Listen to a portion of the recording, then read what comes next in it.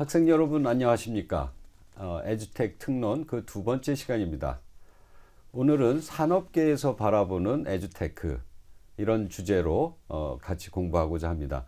오늘은 특별히 전문가 한 분을 모셔서 대담 형태로 강의를 진행하고자 합니다. 오늘 출연해 주신 전문가께서는 에듀텍 연구소 휴넷이라는 회사에서 설립한 에듀텍 연구소의 소장으로 계시는 홍정민 소장님이십니다. 홍 소장님 소개 좀 부탁드릴게요. 안녕하세요. 오늘 교수님과 함께 에듀테크 특론 두 번째 시간을 같이 하게 될 휴넷 에듀테크 연구소의 홍정민 소장이라고 합니다. 반갑습니다. 네, 감사하고요. 이렇게 참여해 주셔서 정말 고맙습니다. 네, 감사합니다. 그러면 먼저 그 홍 소장님께서 바라보는 그러니까 산업계 측면에서 바라보는 에듀테크란 어떤 것인지 설명 좀 부탁드리겠습니다. 먼저 산업 쪽 말씀 먼저 드리고자 싶은데 디지털 트랜스포메이션의 시대라고 하고 뭐 유럽에서는 4차 산업혁명 시대라고 하는데 최근에 일어나는 이런 시대 변화가 산업적으로는 상당히 의미가 있는 사건들이 좀 있습니다. 어떤 거냐면 우버라는 회사가 택시를 한 대도 갖고 있지 않은데 택시 산업을 정말 완전히 장악하고 있고요. 에어비앤비는 호텔을 한 채도 가지고 있지 않은데 호텔 산업 완전 장악하고 있습니다. 마찬가지로 페이스북이라는 회사는 디지털 컨텐츠를 제작도 하지 않는데 디지털 미디어 산업을 완전 장악하고 있고요. 그런데 이런 기업들의 새 기업들의 공통적인 특성이 뭐냐면 뭐 택시 산업을 잘한다거나 아니면 호텔 산업을 잘하는 게 아니라 유일하게 잘하는 게 디지털 테크놀로지를 잘한다는 거죠. 근데 그런 것들이 좀 최근에 특징적인 변화가 나타나는 거고요. 여기서 이제 왜 이런 일들이 발생하냐라고 하면 제가 먼저 설명드릴 거는 기하급수적인 성장이라는 부분에 대해서 좀 설명을 드리려고 합니다. 지금 화면에 보이시는 게 그 최초의 디지털 카메라거든요. 1970년도에 만들었고요. 한 복사기만한 요 정도만한 크기의 최초의 디지털 카메라였는데 아이러니하게도 그러니까 코닥이 디지털 카메라 때문에 필름 산업에서 망하거든요. 아이러니하게도 코닥 연구소에서 가장 처음으로 만듭니다. 그래서 임원진이 다 모여서 이 카메라가 과연 우리의 미래 먹거리냐라고 얘기했는데 다들 너무 무겁고 화질도 너무 기존 카메라보다 안 좋았던 거예요. 그러다 보니까 이 사업을 접자라고 했는데, 최초의 디지털 카메라가. 근데 1990년도 후반에 이제 디지털 카메라 나오면서 필름 산업이 급속도로 무너지기 시작합니다. 근데 지금 여기 피터 디아만디스의 볼드라는 책에서 나온 사례를 좀 소개시켜 드리는 건데요. 피터 디아만디스는 이 그 디지털 카메라가 나오기 전, 발명되고 나오기 전까지 잠복기에 되게 주목을 하는데 어떤 거냐면 이 사이에 기술은 기하급수적으로 성장한다는 거죠. 저희가 일반적으로 봤을 때 한 배, 두 배, 세 배 성장하는 게 아니라 두 배, 네 배, 여덟 배, 16배 이런 식으로 디지털 기술이 기하급수적으로 성장하니까 우리가 모르고 있는 사이에 어마어마한 기술 성장을 이루더라라고 하면서 이 잠복기를 주목해야 된다고 얘기를 하고 있습니다. 그러다 보니까 과거에 우리가 우버라는 회사를 되게 전혀 모르는 회사, 페이스북이라는 회사가 최근 뭐 10년 안에 나온 회사지만 기하급수적인 기술을 기반으로 해서 갑자기 등장하게 되는 거죠. 잠복기를 거쳐서.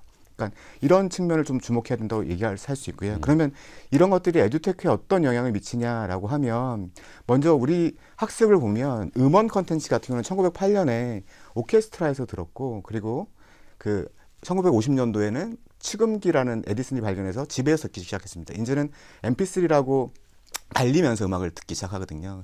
모든 컨텐츠들이 현재 이렇게 기하급수적인 기술의 변화로 있어서 사용하는 방식이 달라지는데 유독 교육 컨텐츠만 똑같은 교실에서 수업을 하고 있습니다. 그러니까 여기서 우리가 똑같은 학습 목표로 똑같은 내용을 똑같은 방법으로 똑같은 시간에 모두가 모여서 학습할 필요가 있을까? 이런 의문점에서 출발한 게 에듀테크라고 보시면 될 것 같고요. 그러니까 기하급수적인 기술들을 좀 활용하고자라고 한다라고 보시면 될 것 같습니다. 근데 왜 지금 에듀테크가 이슈가 되냐고 하면 이 어빙하우스의 망각 곡선인데 아마 다 아실 것 같아요. 여기 대학원생 그 학습하시는 분들은 그러니까 저희가 항상 인간은 망각하는 동물이기 때문에 망각을 이겨내기 위해서는 네 번의 복습 방법을 또 복습하고 해야지 장기적으로서 기억된다라는 건데 이게 1890년도에 나왔던 어빙하우스 이론이거든요. 근데 이거를 과거에는 불가능했습니다. 예를 들자면 그 하루 뒤에 또 강사가 10분 뒤에 강사가 나와서 설명하고 하루 뒤에 강사 나와서 설명하고 일주일 뒤에 강사 나와서 설명, 이런 거는 오프라인 환경에서 불가능했는데 이제 모바일 기술이라는 스마트폰이라는 기술이 나오면서 애플싱이나 문자 메시지 그다음에 이메일 이런 것들로 얼마든지 개인들한테 네 번의 복습을 제공할 수 있는 기술 시대가 됐다는 거죠. 그러다 보니까 지금에 와서 에듀테크라는 기술들이 모바일 기하급수로 성장하는 기술들이 주목받기 시작했다라고 말씀을 드릴 수 있을 것 같습니다. 네. 네, 그러니까 아까 말씀하신 그런 잠복기의 어떤 네네네네. 중요함, 네네. 예, 그 다음에 에듀테크가 이런 교육 이론이나 뭐 이런 암기에 도움이 되는 그런 예를 가지고 에듀테크에 대한 설명을 해주신 것 같습니다. 그러면 소장님, 그 에듀테크를 좀 이렇게 분류해서 하나하나 좀 네네네네. 알아보고 싶은데요. 네네네. 소장님 생각에는 어떤 형태로 분류할 수 있을까요? 일단 지금 그 이러닝이란 단어가 등장했을 때가 네. 3차 산업혁명의 이커머스, 그 인터넷이라는 기술이 등장했지 않습니까? 근데 에듀테크도 저희가 가트너 그룹에서 발표한 것들 좀 주목할 필요가 있는데 네. 아무래도 이러닝과 에듀테크 같은 맥락에서 가장 지금 주목하는 기술들, 세상 사람들이 가장 그 문화적 패턴에 가장 주목하는 기술들을 주목할 수 있다고 생각하고요. 가트너 그룹이 항상 하이프 라이프 사이클이라고 항상 가장 핫한 그런 그 기술들에 대해서 발표를 하는데 작년도에는 약간 독특한 점이 있었습니다. 그러니까 세 가지 핵심 트렌드, 앞으로 3에서 10년 동안은 짚고 넘어갈 세 가지 핵심 트렌드를 짚고 있거든요. 거기에 대해서 좀 설명을 드리면서 네. 좀 주목해야 될 에듀테크를 말씀드리고 싶은데요. 딱 세 가지가 이제 AI, 인공지능, 그리고 이머시브 익스피리언스에서 이제 VR이나 AR로 대별되는 몰입된 경험들, 네. 그리고 그 디지털 플랫폼 세 가지를 주목했습니다. 근데 이게 지금 정부에서 그 산업부나 미래부에서 말하는 4차 산업혁명 시대의 핵심적인 기술 세 가지와 또 연결이 되어 있습니다. 즉 초지능, 초실감, 초연결 기술과 연결되어 있거든요. 네. 그래서 이런 기술들의 그 변화를 좀 집중적으로 보면 결국 인공지능을 활용한 에듀테크들, 그리고 디지털 플랫폼을 활용한 에듀테크, 그리고 VR을 활용한 에듀테크, 이게 네. 세 가지가 좀 핵심이다라고 예, 말씀드릴 수 있겠습니다. 네, 잘 정리해 주신 것 같습니다. 그러니까 에듀테크를 크게 세 가지로 나눠볼 때 인공지능을 활용하느냐, 아니면 디지털 플랫폼을 활용하느냐, 아니면 네네. 마지막으로는 VR 같은 그런 이머시브한 리얼리티를 보장해주는, 또는 뭐 게임도 가능할 네네, 맞습니다. 테고요. 이러한 것들을 포함하고 활용하는 그런 에듀테크로 이렇게 크게 세 가지로 나눠볼 수 있다고 정리해 주셨습니다. 그러면 소장님, 맨 처음에 말씀하신 것처럼 에듀테크를 분류하는 첫 번째로 인공지능을 활용하는 에듀테크. 네. 여기는 어떤 기본적인 뭐랄까요, 그런 트렌드랄까? 네네. 그 다음에 어떤 사례들이 있을까요? 네. 먼저 말씀드리고 싶은 거는 왜 교육에서 인공지능을 활용할까 이 부분에서 좀 말씀을 드리고 싶거든요. 그러니까 제가 이제 요 뒤에 그래프를 보시면 그 벤자민 블룸이 얘기하는 투 시그마의 문제입니다. 교육하시는 분들은 다 아실 건데요. 간단하게 설명드리면 벤자민 블룸이 매스터리 러닝이라는 기법을 연구하면서 그 컨벤셔널 수업, 즉 교실 수업이랑 자기가 설계한 매스터리 러닝 수업이랑 되게 다를 것이다라는 가정하에 비교 수치로 1대1로 선생님을 붙여준 학생들과 다 세 가지 직군으로 비교를 했습니다. 그런데 이제 매스터리 러닝과 그 다음에 컨벤셔널 수업이 그렇게 크게 차이가 나지 않았던 거죠. 그런데 1대1 수업은 2시그마만큼의 차이가 났다라는 게 2시그마의 문제다. 즉 교육계에서 반드시 해결해야 될 문제다라고 얘기를 하면서 네, 이제 죄송합니다만 네. 거기서 말하는 투 시그마는 어떤 네네네. 의미인가요? 그 쉽게 설명드리면 이제 98점인 학생, 만약 우등생을 만들려면 50명인 수업에 그 수업식으로 수업을 하면 한 명 정도가 98점 정도의 수준의 학생을 만들 수 있습니다. 그런데 50명을 1대1로 수업을 하면 50명의 평균을 98점으로 만들 수 있습니다. 그냥 뭐 학습 성취라는 측면에서만 봤을 때는. 그러니까 1대1 수업이 상당히 훌륭하다라는 거죠. 저희가 뭐 이겨낼 수 없는 게 과외라는 거, 1대1 수업이라는 거는 가장 훌륭한 교육 방법이다라는 거고요. 그런데 이런 것들을 지금 과거에는 기술들이 해결하지 못했었거든요. 그러니까 결국 이런 것들을 인공지능이라는 알고리즘, 즉 빅데이터라는 어떤 그 환경 하에서 해결하려는 시도들이 많이 나오고 있는 거고요. 그러다 보니까 결국 학습 몰입부터 교육 방법, 교육 내용, 그다음에 교육의 그 학습 동기, 그리고 교육 환경까지 어떻게든 1대1로 맞춤형을 하려는 그런 것들을 노력이 지금 보이고 있다고 보시면 될 것 같습니다. 네.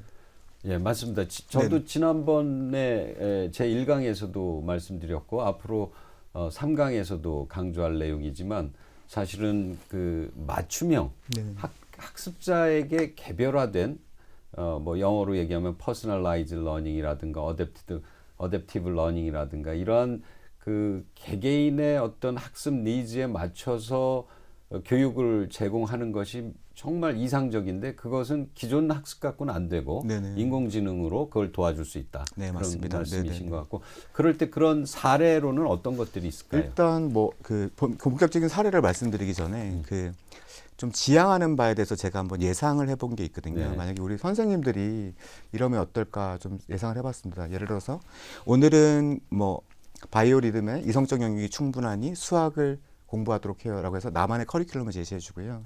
그다음에 두 자릿수 나누기 문제가 부족하니 두 자릿수 문제를 풀어봐요라고 해서 각각의 맞춤형 커리큘럼까지 선정해 줍니다. 그리고 네, 사실 제가 봐도 뒤에 글씨가 잘 안 보이고 또 학생 여러분들도 아마 뒤에 파워포인트 글씨가 안 보일 겁니다. 대단히 죄송스럽습니다만은 우리 홍 소장님께서 허락하셔서 이것을 PDF 파일로 여러분이 다운받을 수 있게 해놨으니까 이 강의를 들으시면서 뒤에 것을 꼭 보셔야 되니까 미리 다운받아서 함께 보시면 좋겠습니다. 소장님 계속 네네네. 하시죠. 그래서 학습 역량을 파악하고 있고 그리고 잠깐 푸는 걸 멈춰봐요. 여기서 이렇게 생각해 보는 게 좋아요. 다시 한번 해볼까요? 그 맞춤형 실시간 학습 코칭까지 가능한 뭐 인공지능 로봇이 있다고 한번 생각해 봅시다. 그리고 피로가 쌓였어요. 5분 쉬었다 해요. 쉬기 전에 9구단 8단 까먹을 때 되었어요. 한 번만 더 읽어봐요. 상황에 맞는 학습 진행 및 지속적 기억 상기까지 해줍니다. 조금 답답한 기분이 드네요. 이럴 땐 거실이 좋죠. 학습자 상황에 맞는 학습 환경까지 구축하는 만약에 요만한 로봇 교사가 있다면 어떨까요? 근데 지금 인공지능 기술을 활용해서 지금 궁극적으로 지금 그 에듀테크 기업들이 가려고 하는 게 이런 개인의 완전 맞춤형된 인공지능 로봇을 만들려고 그러는 거거든요. 그런 것들 좀 사례를 소개시켜 드렸고요. 이제 실제로 여기까지는 좀 안 와 있는데 인공지능을 많이 활용한 사례들이 등장하고 있습니다. 2016년에 나왔던 사례인데요.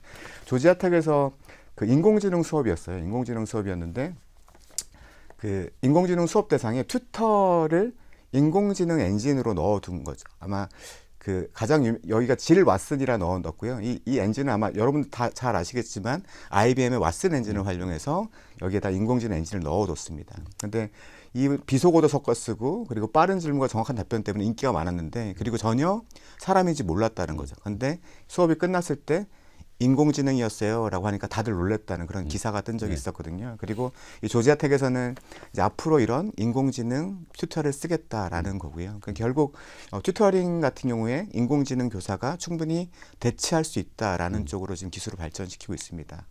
좀 우리 실생활에 맞는 것 자체는 뭐 듀오링고라는 그 에듀테크를 좀 말씀드리고 싶은데요. 영어나 한 37개 국어를 영어 기반으로 다 학습하실 수 있는 어플리케이션이고요.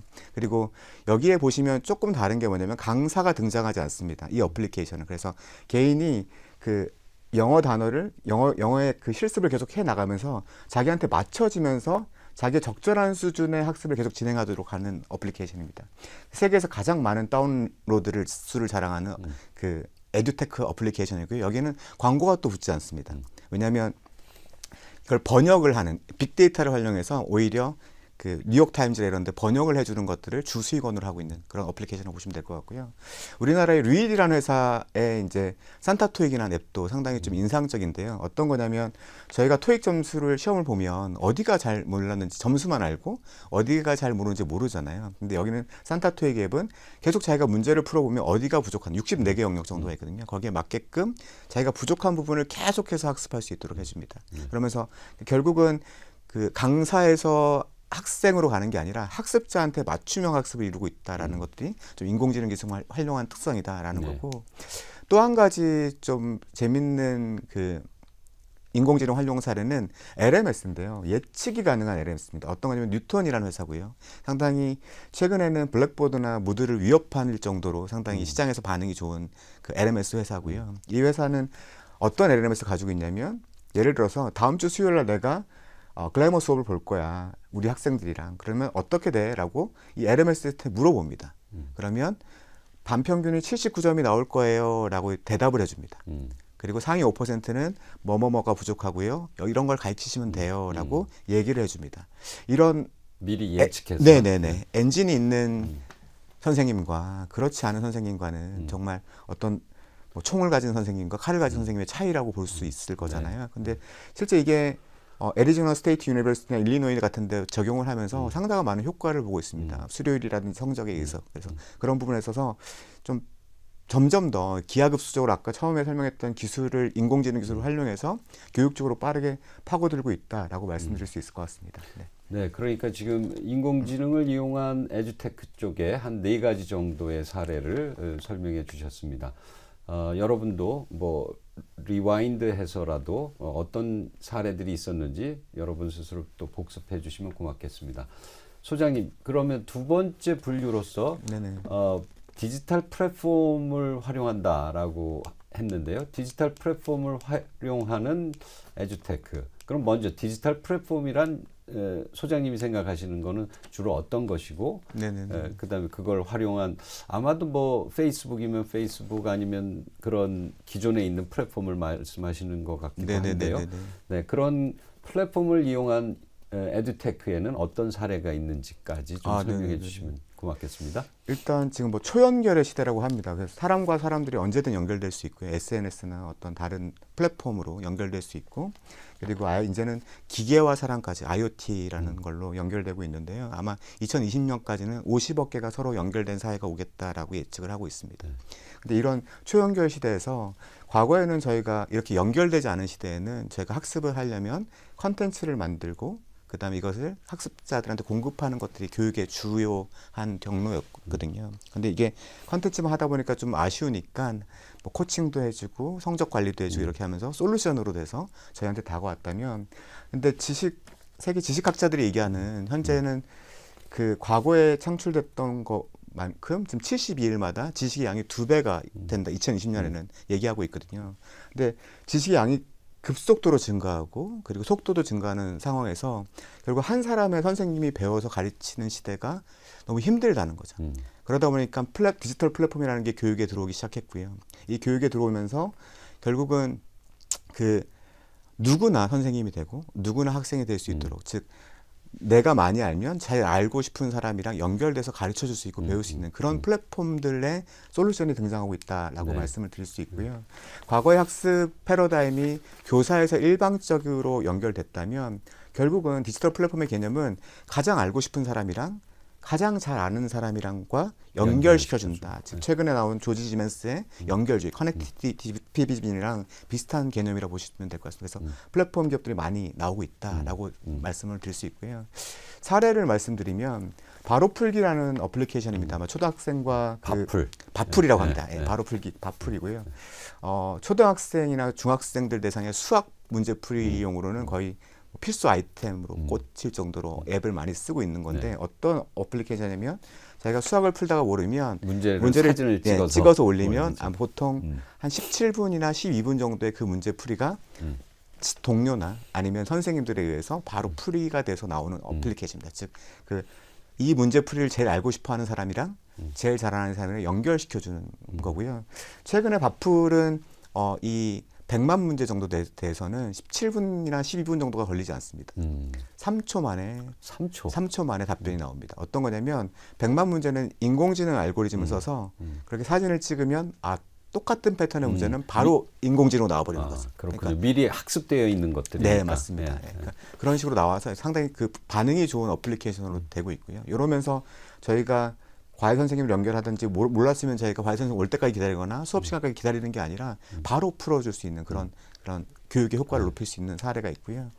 티처스 페이 티처스라는 사례인데요. 어떤 거냐면 우리 선생님들이 교환을 되게 많이 만드시잖아요. 근데 이 교환들을 사이트에 올려서 사고 팔 수 있게 하는 공유 경제하는 그런 우리나라 거는 아니고 미국. 네, 미국 겁니다. 네, 미국 그렇죠. 거고요. 미국에서 하는 그 사이트고 결국은 여기 좀 들여다 보면은 뭐 꿀벌의 인생이라고 해서 되게 잘 돼 있는 교환을 하면 선생님이 직접 그 꿀벌의 수업을 하지 않고 이 교환을 뭐 5달러나 10달러로 사서 학생들한테 좋은 교재를 이렇게 할 수 있는 그런 사이트고요.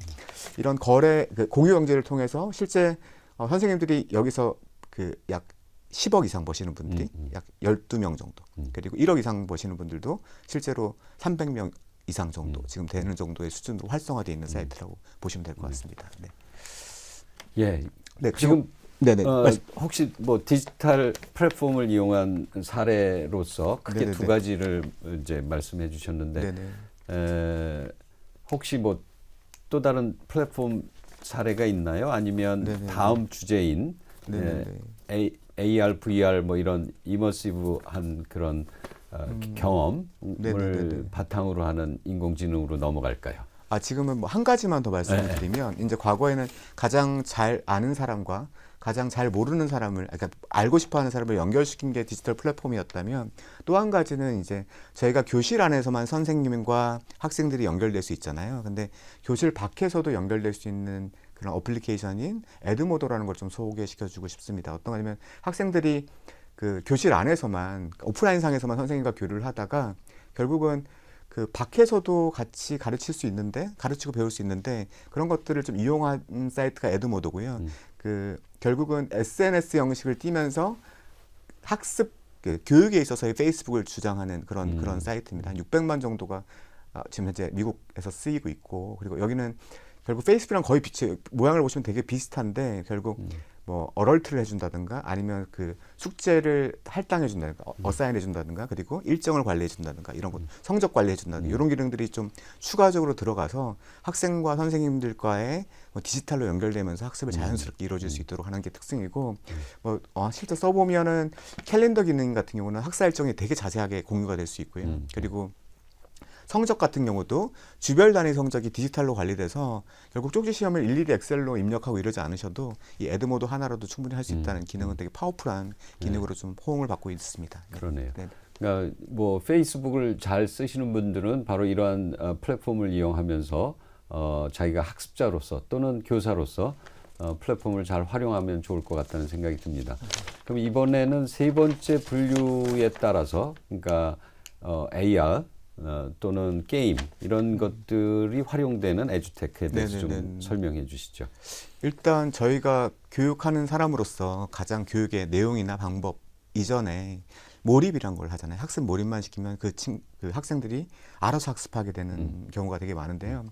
그리고 이게 학습 몰입의 효과에 대해서 아치브드 맥스에서 좀 사례를 보면 중간 정도에 몰입한 사람과 그리고 그 최상위권에 몰입한 사람의 학업 성취도 한 3배 정도 차이 난다라는 사례를 보여주고 있고요. 마찬가지로 이렇게 학습 몰입의 기술을 활용한 게 대표적 에듀테크 기업들이 VR, AR을 사용하거나 아니면 게임을 좀 활용한다라는 얘기를 좀 드리고 싶습니다. 네. 먼저 VR을 먼저 보면 이게 이언 리얼리티라고 좀 그 글로벌하게 가장 큰 VR 교육업체 중에 하나거든요. 근데 VR을 활용했더니 학습 몰입이 100%가 증가하고 성취도가 30%가 증가했다라는 사례가 있고요. 실제 사례를 보시면 가장 교육 적용 분야가 많이 쓰이는 게 현재 과학 분야에서 많이 쓸 거다 VR을 얘기하고 있고 사례 2가지 정도만 좀 보여드릴 건데 구글의 익스피디션 파이오니어 프로그램은 그 지금 여기 뒤에 보시면 학생들이 카드보드라는 한 G마켓이나 이런 데서 3-4천 원 되는 그 마분지 같은 거거든요. 근데 핸드폰을 꽂고 보면 바로 보입니다. 만리장성을 볼 수가 있고 그리고 주피터도 볼 수 있고. 네, 맞습니다. 그리고 우리 학생들한테도 저거는 체험시키기로 예, 했습니다. 좋습니다. 네. 타지마할 묘도 볼 수 있고 자기가 갈 수 있는 부분을 어디든 볼 수 있거든요. 그래서 그런 특성이 있고요. 밑에는 이언 리얼리티라는 사이트인데 어떤 거냐면 VR 환경으로서 그 화학 실험실이나 생물학 실험실을 그 아예 그냥 VR 환경으로 만들어 놓은 겁니다. 그래서 지금 뭐 써보시려면 스마트폰을 여시고 요걸 치셔서 바로 쓰실 수 있고요. 제가 좀 가져왔습니다. 제가 직접 제 핸드폰에서 그냥 캡처한 화면들이거든요. 이제 만리장성도 한 4꼭지 정도를 보여주면서 직접 가 있는 느낌을 받을 수 있고요. 개구리 해부학 실습을 하면 개구리의 모양을 직접적으로 볼 수 있는 그런 것들을 구현해낼 수 있습니다. 그래서 이렇게 몰입의 효과를 가지고 학습의 어떤 몰입 효과를 극대화할 수 있는 게 VR이다라고 말씀을 드릴 수 있겠고요. 두 번째는 이제 그 VR 사례들을 좀 설명드렸고 게임에 대해서 좀 설명을 드리려고 하는데요. 게임도 마찬가지로 가장 큰 특징은 몰입을 시킬 수 있다는 것 같습니다. 몰입을 시키고 그렇죠. 그리고 재미있게 할 수 있다는 점이 가장 큰 특성이라 볼 수 있을 것 같고 사례를 한 2가지 정도 가는데 이게 주유라는 사이트인데 운동 경기를 할 때 친구들과 함께하는 방법 해가지고 저희가 항상 우리 초등학교 때는 정해진 규칙을 숙지하여 지켜야 한다, 상대방을 배려해야 한다 이렇게 그냥 텍스트로 배우는 게 아니라 주유라는 사이트는 축구 경기를 하다가 어떤 애가 축구공을 뺏었을 때 어떻게 해야 될까요? 라고 하면 어떻게 하는 그 게임처럼 나옵니다. 그걸 찍으면 거기에 대한 피드백이 나오는 형식으로 재밌게 게임처럼 윤리의식을 보여. 인성교육까지도 네. 게임에 반영하고 있다라는 거고요. 그 게임런이라는 게 HRD 회사고 스페인 회사입니다. 근데 뭐 시간 관리라든지 리더십이라든지 그리고 고객 서비스 게임 같이 그 약간 블록버스터급으로 되어 있습니다. 한 8시간 정도를 내가 그 게임을 즐기다 보면 자연스럽게 리더십 스킬을 배우게 되는. 즉 저희가 우리도 뭐 직장생활을 하다 보면 리더십 교육을 8시간 정도 앉아서 듣는 거랑 실제 내가 게임을 참여하면서 스스로 체득해 나가는 거랑 교육 효과가 틀리고 그 재미나 몰입 정도 되게 다르다는 걸 아실 거예요. 근데 게임론 같은 경우는 상당히 성공을 거두고 있고 현대차라든지 시티뱅크 그리고 아디다스 같은데 큰 호응을 보이고 있고 고객 추천 지수가 거의 91% 정도 되고요. 그리고 수료율도 일반 교육과정도 훨씬 높은 그런 성과들을 보여주고 있습니다. 네. 혹시 뭐 저기 우리가 보통 얘기하는 게임과 네네. 또 게임을 가지고 교육하는 네네. 게이미피케이션 네네. 이런 것의 어떤 차별성이라든가 이런 거 분명히 있을 것 같은데요. 네네네.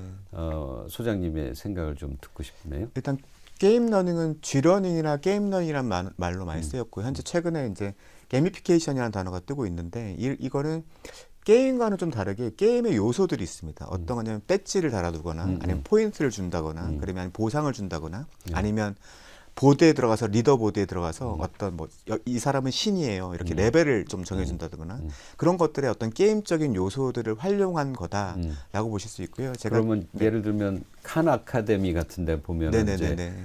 어느 정도 이수를 하면 네네.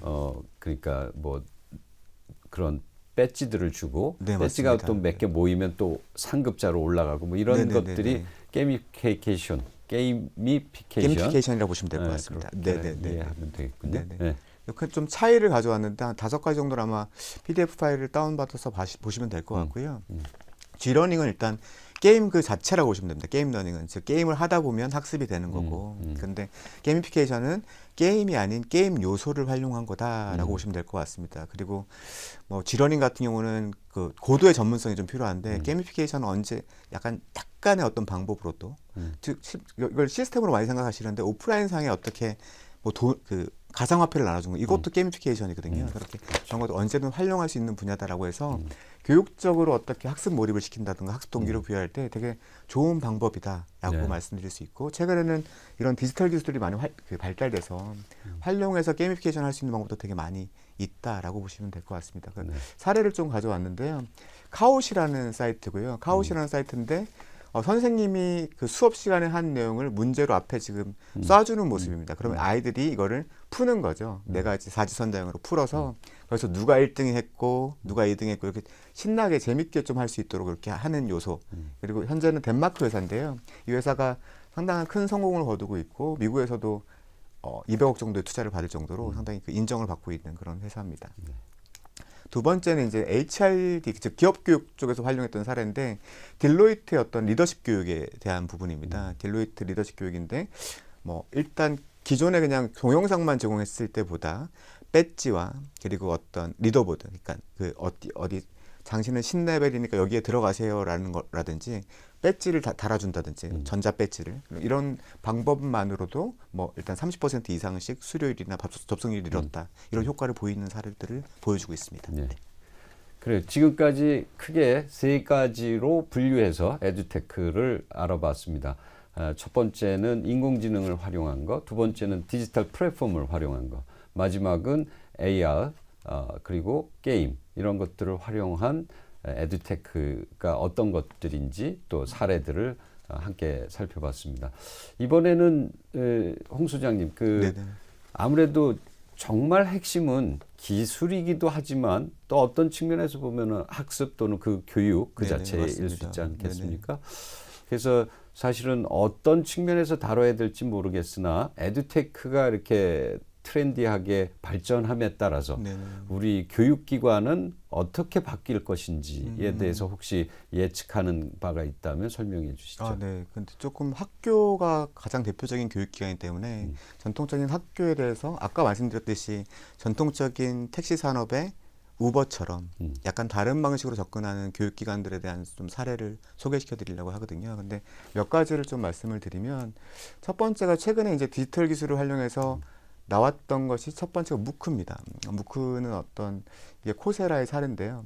무크를 먼저 설명을 드리면 과거에 저희가 이제 저희 회사에서도 프로그램을 만들 때 가장 교육생이 교육을 선택하는 세 가지를 좀 보는 게 뭐냐면 교육의 질이 되게 훌륭하거나 뭐 정말 우수한 강사분이 계시거나 아니면 서티피케이션을 주거나 뭐 학위를 주거나 자격증을 주거나 아니면 가격이 좀 싸거나 했을 때 그렇게 세 가지를 다 갖춘 거는 거의 없었거든요. 그래서 저희가 이제 전략 캔버스를 그려서 이거는 교육의 질이 낮은 대신에 이거는 자격증을 줘야지 대신에 가격은 좀 낮추자 이렇게 해가지고 이걸 좀 포트폴리오를 짰던 그런 교육 프로그램을 구성했었는데 무크는 교육의 질은 뭐 세계 최고의 강사고요. 그리고 심지어는 가격은 제로입니다. 받지도 않고 있고요. 썰티는 최근에 또 주고 있습니다. 서티피케이션은 저렴한 가격으로. 800불도 있고 뭐 거의 완전체죠. 거의 완전체 세 가지를 모두 갖춘 완전체라고 보시면 될 것 같고요. 이런 무크에 되게 파장이 되게 컸고 최근에는 근데 조금 반성들이 일어나고 있는 게 뭐냐면 수료율이 5에서 9%밖에 안 된다는 게 약간 냉점인 것 같아요. 저도 뭐 그 중에 하나입니다. 아, 네네. 신청만 하고 한두 번 듣다가 좋은 네네네. 자료 있으면 보다가 수료는 못 하고. 네네네, 맞습니다. 영어 기반이고 하다 보니까 한국에서는 아직까지 뭐 이렇게 최근에 K무크도 나오긴 했지만 그래서 그런 부분이 좀 한계가 있는데 그래도 이제 이 코세라 사례거든요. 코세라 사례에서 좀 좋은 거 두 가지만 좀 설명을 드리면 이 수료율을 극복하기 위해서 노력을 많이 한다라는 겁니다. 어떤 거냐면 먼저 첫 번째가 시그니처 트랙이라고 해가지고 결국은 나를 좀 관리해줘. 무료가 아니라 뭐 메일도 보내주고 통화도 해주고 아니면 푸싱도 좀 해주면 내가 일정 부분의 돈을 낼게라고 하는 프로그램이거든요. 근데 그걸 했더니 결국은 한 50% 이상으로 수료율이 올란 사례고요. 러닝허브라고 만들어서 오프라인 상에서 약간 코치라기 다 주는 코치가 아니라 이렇게 좀 도와주는 코치를 넣어줬고 오프라인 상에서 활동을 했더니 러닝허브라는 프로그램을 가지고는 뭐 거의 80~90% 육박하는 수료를 보이고 있어서 현재 다시 한번요. 허브입니다. 허브. 러닝허브. 네. 그래서 오프라인으로 이렇게 학습할 수 있는 그런 공부방 같은 걸 많이 해줬거든요. 그래서 약간 코세라의 앞으로 행보도 좀 주목해 봐야 되겠지만 그런 것들을 일단 수료율이라는 좀 약점을 극복하려는 노력들도 지금 보이고 있다. 라고 보시면 될 것 같고 최근에는 뭐 한국의 K무크도 나오고 있고 되게 좀 무크라는 부분들이 좀 변화가 있다라는 거고요. 이런 그 디지털 기술, 모바일 기술을 활용해서 결국은 학교가 그 비용이 되게 비싸잖아요. 이런 비용의 어떤 진입 장벽을 좀 허물려고 노력하고 있다라는 게 좀 보이고 있고요.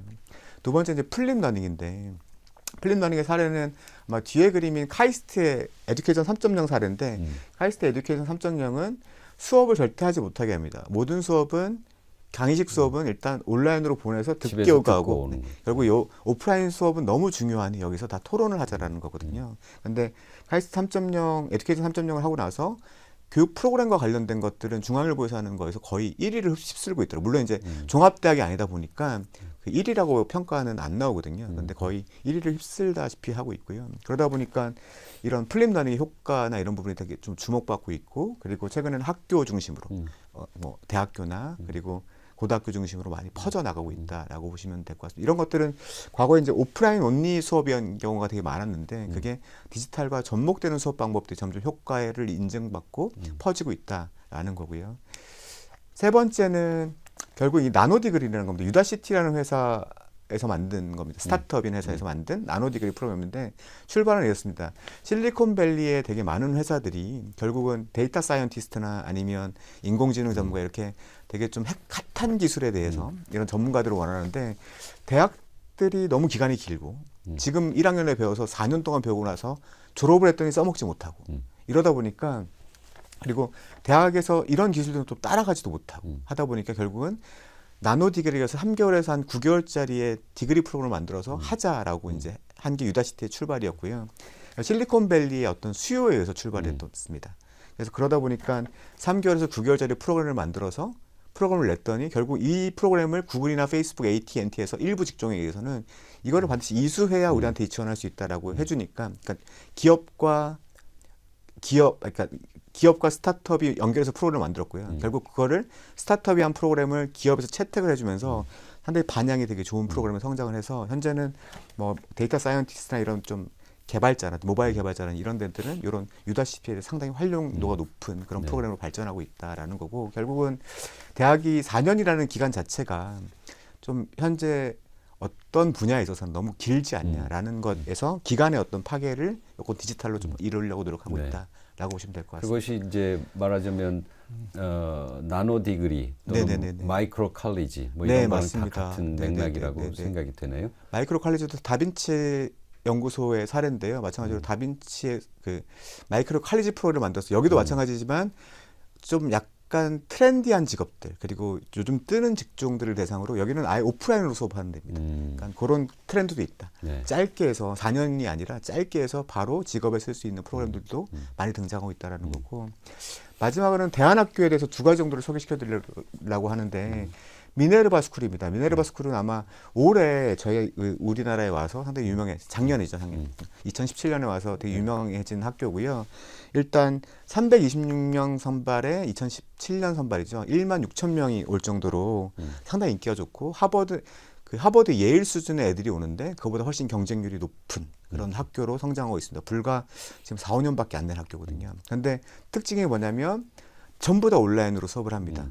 전부 다 온라인, 즉 인지 영역과 관련된 것들 다 온라인으로 수업을 하고요. 대신에 인성이나 토론하는 것들 때문에 기숙사 생활을 고집하고 있습니다. 기숙사 생활은 뭐 1년은 스웨덴에서, 1년은 영국에서, 2년 차는 미국에서 그리고 3년 차는 한국에서 뭐 이런 식으로 계속 바꿔가면서 기숙사 생활을 하고 있고요. 그러다 보니까 여기에 대한 반응이 상당히 좋은 학교로 지금 그러니까 반응이 좋고 저번에 한번 인터뷰를 보니까 다른 학교고 기존 학교와 이렇게 다르다라는 한국인 학생의 어떤 인터뷰를 봤거든요. 그래서 좀 이런 디지털 기술만을 활용하고 그다음에 오프라인에서는 기숙사 생활을 하면서 좀 과거의 어떤 캠퍼스 중심의 학교를 좀 변형시키려고 노력을 하고 있다라고 보시면 될 것 같습니다. 마지막으로 말씀드릴 게 이제 칸랩 스쿨인데요. 칸 아카데미에서 출발한 학교고요. 5학년에서 K5에서 K12까지 학생을 대상으로 한 학교입니다. 다음 장을 보시면 어떤 거냐면 오전에는 인지 영역을 수업하는데 이거는 인공지능 내지는 디지털로 합니다. 이러닝으로 다 하는 거죠. 이러닝이나 아니면 뭐 맞춤형 학습을 통해서 이 학생들한테 맞춤형으로 학습합니다. 즉 이 칸랩 스쿨은 저희가 항상 학교를 가면 넌 수학도 2학년, 영어도 2학년, 사회도 2학년이야 하잖아요. 그게 아니라 여기는 맞춤형 수업을 하기 때문에 너는 사회는 1학년이고 수학은 3학년이고 맞춰서 학습할 수 있어 이렇게 해서 오전 중에는 자기들이 학습을 하고요. 오후에 친구들이랑은 친구들끼리 묶어줍니다. 그래서 사회적 활동을 한다든가 아니면 체육 활동한다든가 이렇게 하는 학교고요. 상당히 반향을 많이 일으키고 있습니다. 효과도 최근에 좀 검증되고 있는 학교로 지금 나오고 있어서 좀 주목되는 학교다. 최근에는 비슷한 학교가 등장한 게 스티브 잡스 스쿨이라고 아마 네덜란드에 있는 학교인데 아예 공공에서 이걸 학교를 30개로 퍼뜨리자, 네덜란드 전역에 퍼뜨리자 이런 형식의 방법을. 그러니까 결국 디지털 기술 되게 잘 활용하는 거죠. 오프라인과 디지털 기술을 적절하게 활용하면서 학생들한테 맞춤형으로 학생들 학습자 중심의 수업을 하자라는 학교 변화가 있다. 그래서 이런 대안학교들이 나오고 있고요. 뭐 스티브 잡스 스쿨, 네덜란드 스티브 잡스 스쿨 같은 경우는 이제 아프리카에서도 이거를 채택하려고 배워가는 그런 학교로까지 성장을 하고 있습니다. 네, 지금까지 그러니까 에듀테크가 발전하면서 현재 전통적인 교육 시스템, 뭐 교실 수업이라든가 이런 전통적인 교육기관이 어떻게 바뀔 것인지에 대해서 몇 가지 키워드, 예를 들면은 플립 러닝이라든가 아니면 뭐 대안학교라든가 아니면 나노 디그리 또 마이크로 칼리지 이런 등등의 를 이용해서 설명을 해주신 것 같습니다. 그리고 또 뭐 비슷한 질문일 수 있는데요. 이번에는 에듀테크가 이렇게 발전함에 따라서 교육 기관은 또 붕괴되기도 하고 또 새로운 형태로 발전할 수도 있지만 교육자는 어떤 마음가짐으로 이런 에듀테크 시대를 맞이하는 것이 좋을 것 같다. 뭐 그런 생각이 있으면 좀 말씀을 부탁드립니다. 일단 제가 강연을 나가보면 가장 많이 말씀하시는 게 에듀테크가 오면 교육자가 없어지나요? 라고 하는데 저는 절대 아니라고 말씀드릴 수 있거든요. 어떤 거냐면 과거에 저희가 교육하는 사람, 저도 이제 교육하는 사람의 입장에서 에듀테크라는 것 자체가 결국은 기술을 활용하는 부분이고, 근데 과거에 우리가 선생님들은 대부분 강의를 하시거나 행정 영역의 일을 쓰심으로써 거의 대부분의 시간을 흘렀거든요. 근데 정작 아이들이 중요시하는 창의적 활동이나 정서적인 부분, 그리고 함께 선생님과 함께하는 부분, 그리고 친구들과 함께 협력하는 부분, 이런 것들을 정작 살아가면서는 가장 중요한데 지금 정작 배우지 못하고 있거든요. 물론 이제 최근에는 4차 산업혁명 시대에 더 중요한 게 인지 영역이 아니라 이건 인공지능이 할 거고 협력하거나 아니면 창의적 이런 영역이 훨씬 더 중요하다 얘기를 하고 있는데 정작 이런 능력의 어떤 부분을 저희가 교육자로서 풀어주지 못했다는 거죠. 그래서 기술을 되게 적극적으로 활용하시면서 행정 영역은 LMS, 뭐 예측 가능한 LMS 맡겨두시고 그리고 컨텐츠는 강의는 인공지능이 하거나 아니면 디지털 플랫폼이 맞춤형 학습이 할 수 있도록 아니면 뭐 무크가 할 수 있도록 맡겨두시고 이게 이제 정말 중요한 것들 있지 않을까. 정말 창의적 활동, 정서적 활동, 협업을 늘리는 부분 이런 것들을 더 집중하시면 더 좋은 학생들을 성장시킬 수 있고 교육이 더 한 차례 발전할 수 있다라고 말씀드릴 수 있지 않을까 싶습니다. 네, 감사합니다. 네네. 사실은 이렇게 해서 이제 강의가 끝날 것인데요. 제가 조금만 더 질문을 드릴게요. 이거는 이제 수업은 우리 대담식으로 하는 산업계에서 바라보는 에듀테크 이 주제로는 거의 다 얘기가 끝난 것 같습니다. 네네네. 근데 저희 학생들한테 부과된 그 텀 프로젝트가 네네. 에듀테크 스타트업을 네네. 설립한다면 어떻게 하는 게 좋을까 이런 것을 이번 학기 끝날 때까지 네. 이제 개인이 이렇게 텀 프로젝트를 진행해야 됩니다. 그래서 혹시 조금 부록처럼 네네. 우리 홍 소장님이 생각하시는 에듀테크가 뭔지, 에듀테크 스타트업이 뭔지, 네네.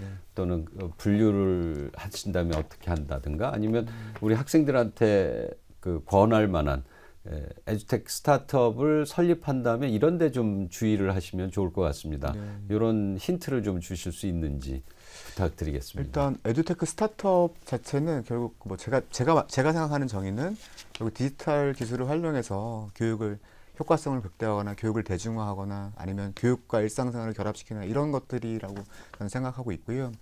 최근에 이제 이러닝 기업과 에듀테크 기업과 좀 다른 점이 뭐냐면 이러닝 기업은 그 컨텐츠 사업에 좀 가깝기 때문에 바로 수익을 냈었거든요. 근데 에듀테크 스타트업들은 조금 길게 걸리는 게 있습니다. 바로 수익을 못 내는 게 있어서 아마 스타트업을 만약에 뭐 계획을 잡으신다면 조금 처음에 펀딩 할 수 있는 부분을 좀 더 생각하시고 하시면 더 좋지 않을까라고 생각하고 있고요. 아마도 뭐 교육에 대한 효과에 대한 부분이나 교육의 대중화의 부분이나 아니면 교육과 일상생활을 좀 결합시키는 거라든지 이런 것에 대한 아이디어가 있은 그 아이디어의 질도 되게 네. 중요하다고 저는 생각하고 있습니다. 예, 감사합니다. 아무래도 우리 학생들한테 부과된 에듀텍 스타트업을 만약에 설립한다고 할 때 고려 사항으로서 그 에듀테크를 어떤 곳에 써서 이게 실제로 어떤 그 임팩트를 줄 수 있고 효과를 줄 수 있는 아이디어 그 자체와 그다음에 펀딩을 위한 어떤 시간 이런 걸 잘 고민하라는 그런 말씀으로 정리가 될 것 같습니다. 오늘 산업계에서 바라보는 에듀테크라는 주제로 홍정민 소장님하고 이야기를 나눠봤습니다. 홍 소장님 혹시 마무리로 이렇게 출연해 주신 소감이라든가 네네네. 또는 마지막으로 우리 이러닝 학과 학생들에게 전해 주실 말씀 있으면 한 말씀 부탁드립니다. 이러닝 학과 학생분 저도 이제 이러닝을 교육 HRD 기업 교육 쪽을 거의 한 19년 정도 하고 있습니다. 같은 교육자로서 이렇게 만나 뵙게 돼서 영광이고요. 그리고 마지막으로 좀 에듀테크에 관련해서 드릴 점은 그러면 아까 저는 이제 그런 얘기를 많이 합니다. 기술이 교육을 대체하냐요? 이렇게 물어보는 분이 많거든요. 근데 마지막 에듀테크에 대해서 말씀드리고 싶은 거는 기술은 교육을 절대 대체할 수가 없거든요. 결국은 교육을 도와주는 거다라고 말씀드릴 수 있고요. 대신에 그 기술을 모르는 교육자는 기술을 아는 교육자에서 급격하게 대체될 것이다라고 말씀드릴 수 있을 것 같아요. 그래서 점점 디지털 기술의 중요성이 점점 모든 산업에서 중요해지는 시점에서 조금 더 디지털이나 기술에 대해서 좀 열린 마음을 가지시고 그걸 적극적으로 활용하신다고 하면 더 훌륭한 이러닝 전문가와 교육자가 되지 않을까 생각하면서 말을 줄이겠습니다. 네. 감사합니다. 감사합니다. 네네. 우리 학생들에게 좋은 조언 감사드리고요. 네, 이상으로서 제2강 강의를 모두 마치겠습니다. 여러분은 이 강의를 잘 들으시고 필요한 사항들 잘 노트도 하시고 그리고 특히 중간중간에 나왔던 어떤 키워드들 중에 여러분이 에듀테크 스타트업을 설립한다, 또 스타트업을 준비한다고 하면 이 중에 어떤 오늘 많이 나온 사례 중에 어떤 것이 여러분 현실에 적합한지 그런 걸 곰곰이 생각해 보시면 좋겠습니다. 또한 과제나 토론에도 신경을 많이 써서 많이 참여해 주시면 감사하겠습니다. 그러면 다음 시간은 인공지능을 활용한 에듀테크에 관련된 겁니다. 그러니까 에듀테크의 인공지능을 어떻게 적용하는가, 인공지능이란 무엇이고 왜 필요한가, 어떻게 하고 있는가, 이런 것 등등에 대해서 알아보도록 하겠습니다. 학생 여러분, 다음 주까지 안녕히 계십시오. 감사합니다.